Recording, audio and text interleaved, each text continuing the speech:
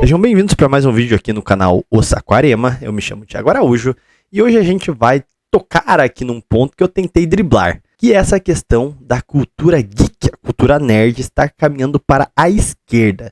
Tempos atrás, aí, eu acho que 2 meses, teve um grande evento desse porte em São Paulo, a CCXP, que é organizado pelo grupo lá da Omelete, né? Ou seja, centros de cultura nerd com alguma história aqui no país. E é um evento extremamente elitizado. Os ingressos são muito caros, então é um ambiente extremamente aburguesado. E o que chamou a atenção é que eles chamaram comunistas para falarem sobre animes, salvo engano sobre One Piece lá, enfim, dar aquela esquerdada na análise do enredo, na análise das obras e tudo mais. Só que ficou, né, aquele elefante na sala. Comunistas falando sobre cultura geek, ou seja, uma cultura, né, um tanto quanto elitizada, sejamos sinceros, é um negócio de classe média, né? E, ao mesmo tempo, em um evento onde só gente rica pode entrar, porque é muito caro. E aí teve todo um debate na internet, da qual eu não quis entrar, porque, né, não tem nada a ver com o âmbito que esse canal aqui opera, que é sobre nacionalismo. Quando eu trato dessas pautas, numa perspectiva sobre a cultura nacional, como a gente se adequar e tudo, mas eu não sou do meio de fofoca desse terror. As minhas fofocas são outras. Mas a questão é, teve um vídeo do Cantinho do Xavier, em que o Parker, né, o Gabriel, que me ajuda com a curadoria dos vídeos e músicas a serem tocadas aqui no canal, que ele falou, dá pra reagir. Eu assisti o vídeo para ver mais ou menos do que se tratava, e eu acabei assistindo o vídeo inteiro, e eu tenho alguns pontos de concordância e discordância com o vídeo do Cantinho do Xavier, e aí eu gostaria de explanar aqui, só que nesse formato de pílula, e não no formato de reação e tudo, porque eu acho que não é um conteúdo que mereça todo esse... Eu não digo o do Cantinho do Xavier, mas esse debate em si eu acho ele bastante esdrúxulo. E eu acho ele bastante óbvio. E eu acho estranho quando eu vejo as análises, tanto da direita quanto da esquerda, bastante erradas quanto à natureza desse processo que a gente está vendo das agendas no ambiente geek, no ambiente nerd. Mas antes da gente adentrar ao conteúdo central, eu gostaria só de pedir para vocês, primeiramente, me desculparem, minha voz ainda tá voltando, não tá 100%. Já tentei gravar esses vídeos aqui algumas vezes e eu começava a tossir e não conseguia continuar. Então, ocasionalmente, eu tô tomando uma aguinha aqui enquanto eu argumento com vocês.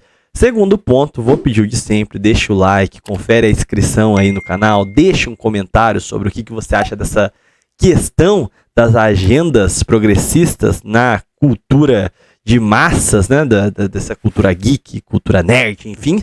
E lógico, se você puder me ajudar, tem a opção aí de ser membro do canal. É a forma da gente conseguir manter esse canal ativo, haja vista que ele não é muito rentável. Outra coisa, também tem na descrição o link para você adquirir o livro da editora Flâmula, que a gente está lançando, que é do Nacionalismo na Hora Presente, do Jackson de Figueiredo.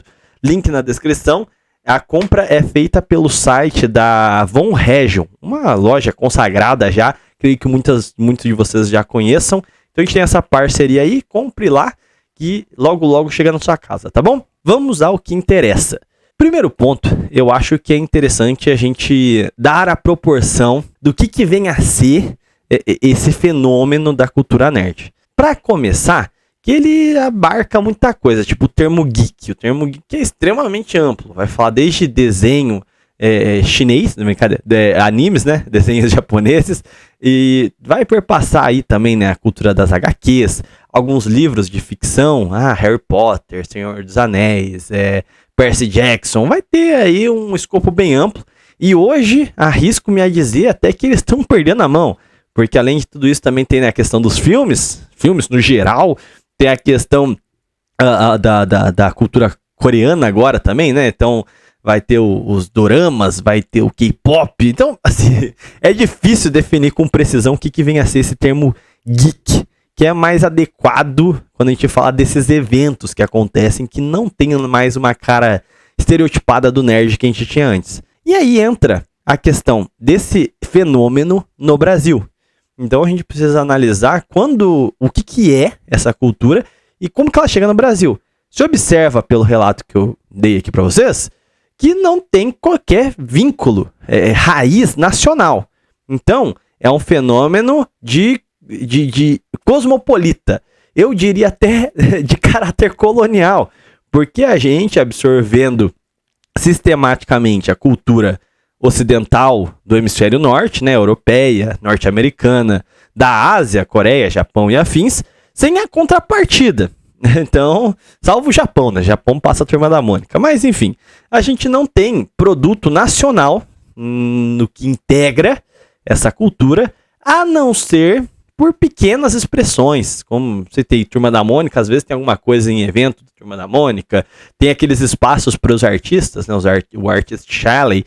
Só que tem aquilo, as produções que estão ali ou não tem um destaque, tal como as principais produções internacionais, ou então são chupex do que vem de fora. Então já é uma arte colonizada. Não tem nenhum grau de pioneirismo, num sentido, vamos colocar aqui, um paralelo com o modernismo brasileiro da década de 20, essa questão de repensar a identidade nacional, o ser brasileiro, retratar a cultura e o cotidiano do Brasil. Não tem nada disso. Então são movimentos de natureza extremamente opostas. Enquanto a gente pode dizer aí que o modernismo foi uma expressão de nacionalismo, essa cultura geek é um fenômeno de descaracterização. É um movimento de massas, sem identidade alguma, em uma cultura global, vamos colocar aí. Esse tipo de coisa vai chegar no Brasil, logicamente, com o pós-guerra. Política de boa vizinhança com os Estados Unidos, né? Traz a cultura das HQs norte-americanas para cá. O negócio, eu vejo que toma corpo nos anos 70, 80 e nos anos 90 e 2000 que vão começar a ser organizadas as feiras. Nos anos 80 e 90 chegam os animes do Japão com maior expressão. Então, é um fenômeno, a gente pode dizer que recente. E como se observa, é a importação de uma cultura, não é um fenômeno de caráter nacional. E aí a gente tem o fenômeno do nerd, ligado aos anos 80, 90 e chuto até 2000, que é o consumidor desse tipo de cultura, desse tipo de produção, sendo um tanto quanto marginalizado. Então tem uma construção de identidade, quase que de clã, quase que tribal, porque gostar deste meio era ser rejeitado pelas massas. Então, existe toda uma produção do ser nerd que meio que rejeita o norme. Então, o equivalente ao que a gente tem hoje aí, a Red Pill, o Jorge, os negócios da internet, é basicamente que era o nerd dos anos 80, 90 e 2000. Que era uma forma de, já que você não se adequa à cultura de massas do que se tinha naquele período, você ia gostar dessas coisas que era visto como coisa de gente esquisita, e aí você nutria um certo desprezo para com aqueles que te julgam. Então é meio que uma resposta meio que defensiva a esse processo social. Então é natural que nessa condição a cultura nerd que se formasse teria como fim, por exemplo, pegar a mulher, né? Que era uma coisa não muito acessível para os nerds na época, né? Então ia ter um certo grau de justiçamento contra esse perfil do Shed que ia lá e te mogava por você gostar de um negócio esquisito, né? Visto como estranho. Então tem uma composição do estranho, do esquisito dentro dessa cultura nerd tradicional, a gente pode colocar assim. E isso é importante pontuar porque isso muda completamente com a expansão para as massas dessa cultura, que passa e vem junto do processo de inclusão. Então, você tem que aceitar o nerd é legal e não sei o quê, só que junto com isso tem a normificação do conteúdo nerd. Então, o nerd, ele tinha certo orgulho de ser do jeito que ele era, ele não professava a necessidade de uma aceitação, mas quando ele é incluso, você tem a obrigação dele ser inclusivo com os outros também, e isso distorcia muito das suas mentalidades, o que explica a não aceitação dessas agendas por parte daqueles nerds tradicionais, enquanto todo o público novo alcançado, que seria o objetivo dessa indústria, tornar essa cultura rentável, ela vai ostracizar o nerd. Então, tipo assim, o nerd, ele fugiu da sociedade para ser nerd, daí agora a sociedade entrou no meio nerd e expulsou ele de lá. Então, é um negócio bastante engraçado. Só que, com o processo de normificação dessa cultura nerd, a gente vai ter um traço muito característico de tudo que se torna mainstream com o capital. Então, um movimento que eu acho que é importante para a gente entender a aproximação da cultura nerd com um suposto comunismo, porque eu sequer considero essas figuras nerds, geek, comunistas de fato, é meramente um discurso. Com o fim da Guerra Fria, o comunismo morre. O liberalismo, com a sua primeira posição política, o mundo liberal, o mundo ocidental, iluminista, secular e afins, ele tem um monopólio, ele tem muita grana e tem as principais produções culturais do mundo naquele momento. Então Hollywood, as ficções, todo o mundo ocidental, ele consegue expandir as suas produções para todas as regiões, mesmo as periferizadas. Então faz sentido o Brasil, na condição de país em que ele se encontra, se identificar com uma produção londrina? Não, mas aconteceu. E a partir desse momento, a cultura geek se torna um produto muito rentável para esse capital em expansão. A globalização é a ferramenta central para a estruturação dessa cultura geek. E aí, talvez, se você viu nos anos 90 e 2000, você vai lembrar de um discurso que era muito comum, que era tipo assim, a globalização é a difusão das culturas, é o multiculturalismo. Então, você vai poder espalhar a sua cultura para todos os lugares do mundo. E não foi isso que aconteceu. Na prática, a globalização foi a produção cultural desse mundo ocidental, do hemisfério norte, sobrepujou todas as demais. Os aparatos técnicos, as novas tecnologias e afins, permitiram que as expressões nacionais fossem subalternizadas a essa grande cultura de massas produzida artificialmente nos centros ocidentais. Foi uma nova escalada do modelo internacional de colonização das suas partes. Você vai ter a substituição das produções, as novelas que retratavam o Brasil, as pautas que eram comuns ao Brasil, pela agenda woke, pelo modelo de vida norte-americano, pela ideia de modernidade, de riqueza que é vista no hemisfério norte e tudo. Então, assim, o que teve na prática a globalização foi a morte das culturas nacionais. Por que isso é importante? Porque nesse processo, o comunismo ele se torna uma mercadoria também. Então, assim, é muito evidente que o liberalismo ganhou a guerra. No caso, a Guerra Fria. Ela é hegemônica. Só que ninguém, que principalmente jovens, se entusiasmam em defender o sistema. A graça do jovem é ele ser do contra. E justamente esse descompasso entre a dominação da cultura estrangeira se colocando enquanto gerações que antecederam esse processo ainda estavam vivas, criou uma margem de operação para esse capital internacional de trabalhar com esse público muito interessante, que é pegar o conceito de comunismo, esvaziá-lo e falar, não, ser comunista é lutar por igualdade, é lutar pelas minorias e afins. Você tem que ser contra o sistema antigo, o sistema e não sei o que. O sistema é essa grande indústria que está fabricando esse comunismo? Não. Pelo contrário, a indústria é legal. A indústria, ela estimula as suas lutas. Quem que é o sistema que você tem que destruir? É o seu pai, seu avô, sua mãe, sua tia, que são, muitas vezes, mais conservadoras, são cristãs, têm valores como matrimônio, monogamia. Essas pessoas são sistemas que têm que ser destruídos. O banqueiro, o ricaço, que você está enchendo o rabo dele de dinheiro, não. Ele que está destruindo a sua cultura, e no caso uma cultura que você foi privado de ter, esse cara é seu herói.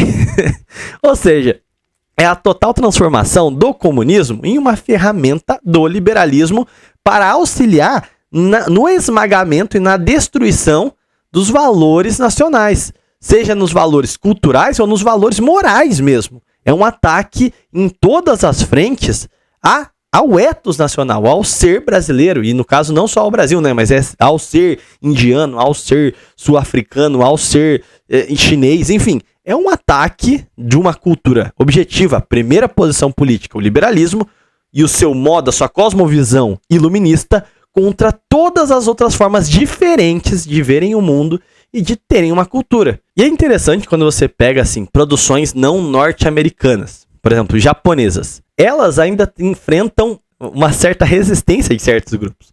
Por exemplo, o humor japonês e certas questões culturais japonesas no Ocidente, como ele é muito forte, muito, como é que eu posso dizer, ele tem uma essência própria e vende bem, não dá pra rejeitá-lo, mas ele é criticado. Por exemplo, no Japão os animes têm o ecchi, né? A sexualização da mulher. Aqui no Ocidente isso não existe. Só que, quando vem pro Ocidente, esses caras começam a falar, não, tá errado, tem que se construir, mas passam um paninho porque percebe que o principal foco tem que ser cooptar sem afastar. Então você tem que fazer uma crítica, mas sem fazer esse público desse anime sair de perto de você. Ele tem que pensar que tá entre amigos, entendeu? E é interessante que os animes que mais frontalmente rompem com cartilhas ocidentais, eles podem nem fazer isso de forma política. Se meramente ele não compactuar com agendas, ele já é fascistizado, porque ele já é uma ameaça em potencial a essa cartilha liberal na cultura.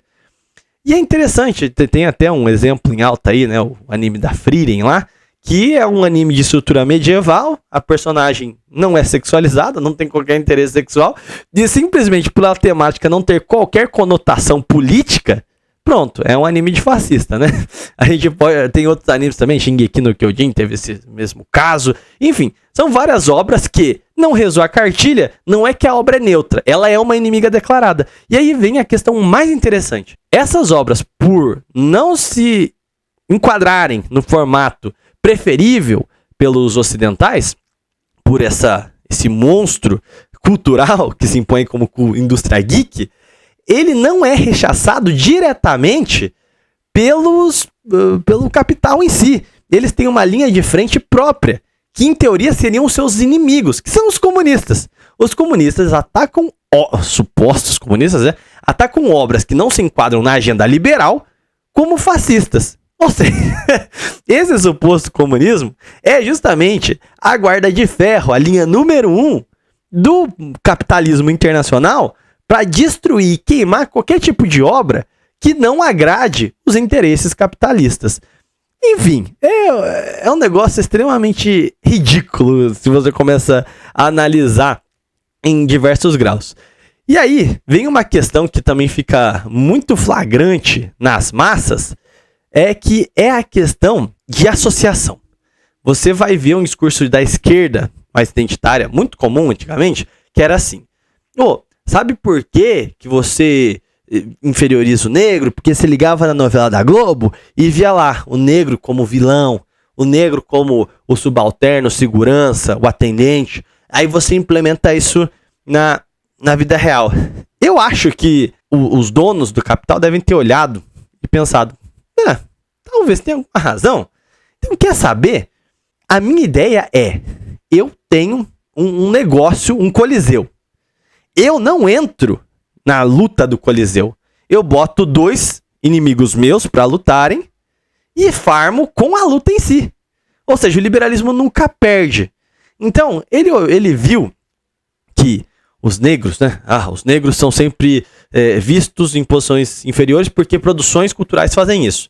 Então, ao invés de eu corrigir isso, eu vou vilanizar outro cara. Eu vou vilanizar o branco. Então vai ter o Capitão Pátria, vai ter todo inimigo... os filmes do Batman também. O filme da DC, sempre assim, o inimigo é sempre um branco Shanner maluco. Só nos computers. Aí o que você faz? Você, o dono do capital, você vai colocar brancos e negros para lutarem. Não vai dar em porra nenhuma. Mas você encheu a arena, você gerou discussão, você enriqueceu pra cacete. E é justamente isso que eu acho mais tosco desse esquerdismo engajado no meio geek, porque ele é tipo... Ele é a ferramenta para o capital ganhar muita grana.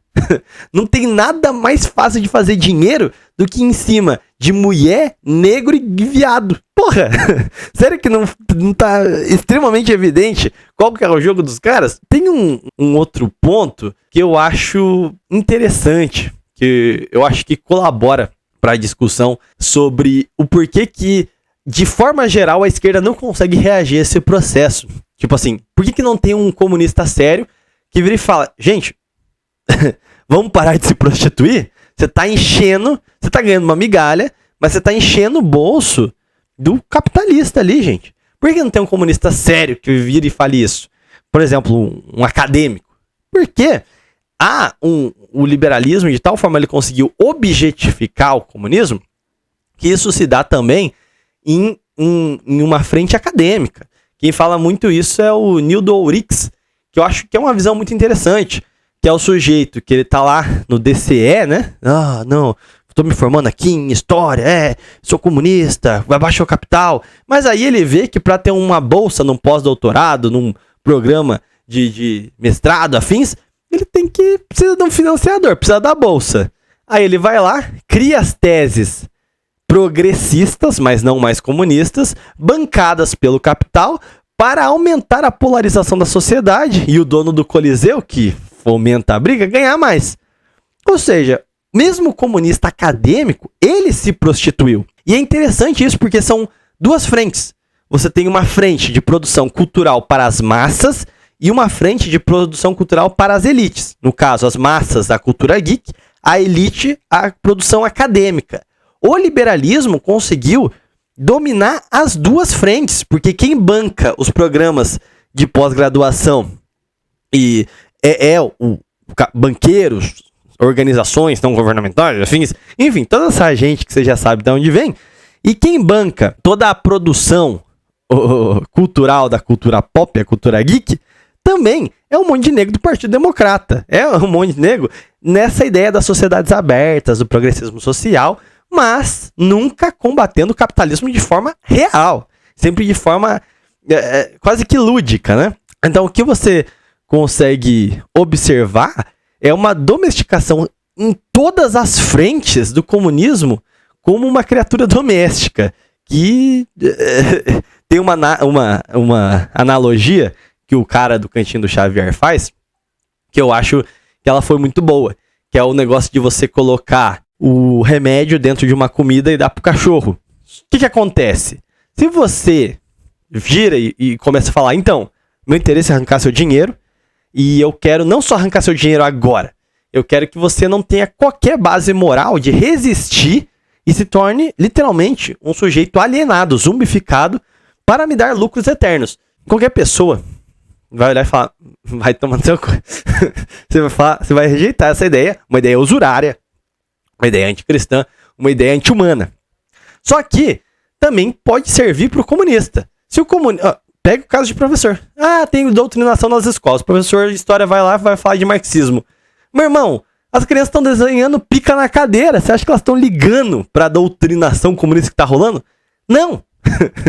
Qual que é a forma mais efetiva, tanto de uma suposta doutrinação marxista, quanto para arrancar o dinheiro de um trouxa, fazendo ele ainda dar risada disso? É você colocar isso no entretenimento. Ele vai absorver todas essas pautas, toda a ideia, vai absorver o comportamento e ainda vai estar achando isso maravilhoso. Esse filme do Flash foi bom, hein? Tá entendendo? E vai estar lá, vai absorver todas as pautas, vai se extremizar com aquelas polarizações apresentadas, vai dar o seu dinheiro e vai ser um consumidor fiel dessa indústria. Não vai ter filho até os 40 anos, vai estar com o cabelinho colorido e... não tendo filho, não vai ser religioso, não vai ajudar seu país, vai foder tudo, mas vai dar muito dinheiro para a indústria. É uma via que valoriza os dois.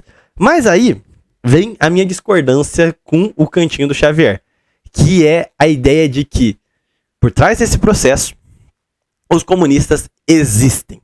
E isso eu discordo frontalmente. Porque ele apresenta essa ideia de que o comunismo realmente é uma força real, através do gramscismo, ou seja, que os comunistas sabiamente se infiltraram na cultura, porque perceberam que através da revolução cultural, eles domariam o capital, as estruturas da sociedade. Só que eu acho que isso é inverter o papel das coisas. Como eu estou falando aqui desde o começo, o comunismo não existe mais. O liberalismo conseguiu esvaziar o comunismo até ele virar só progressismo, e só restar a luta social. Não tem nenhuma expressão real de ameaça ao capital. Se existisse, seria evidente com eles não patrocinando mais os comunistas. Não é que o comunista está muito esperto e se infiltrando lá e que ele vai orquestrar uma revolução interna. Não, ele é só um produto.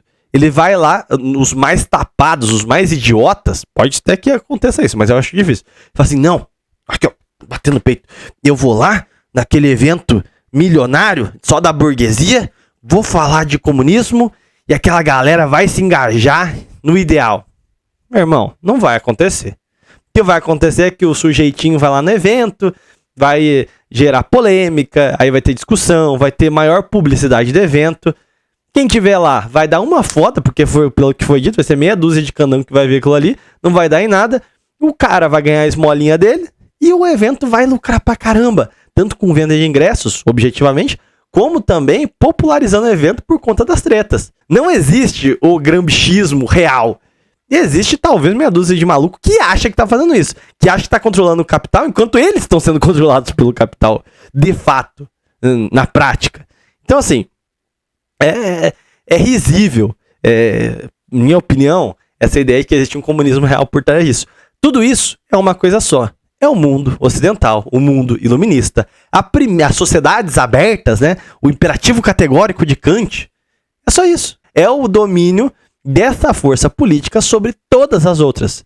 E não estamos mais no século das ideologias. O que vai contrapor, se conseguir se estruturar, essa briga entre a civilização ocidental e todas as outras, vai ser a matriz de uma guerra cultural. Não vai ser resgatar o comunismo, resgatar o fascismo, vai ser resgatar a identidade nacional. E cada país vai ter que fazer isso e extirpar aos poucos essas formas de dominação cultural que o capital impõe. Isso sem contar naquilo que a gente já fala comumente aqui no canal. As formas de se livrar da dependência econômica, as formas... Mano, decolonizar isso vai ser um parto lazarento. Mas a única ferramenta que se tem para fazer isso é o nacionalismo. Fora do nacionalismo, só tem ilusão, só tem mentira e só tem trouxa sendo usado pelo próprio capital. Essas são as minhas considerações sobre The Case. E bom, eu vou ficando por aqui. Fiquem com Deus e até um próximo vídeo ou live. Falou!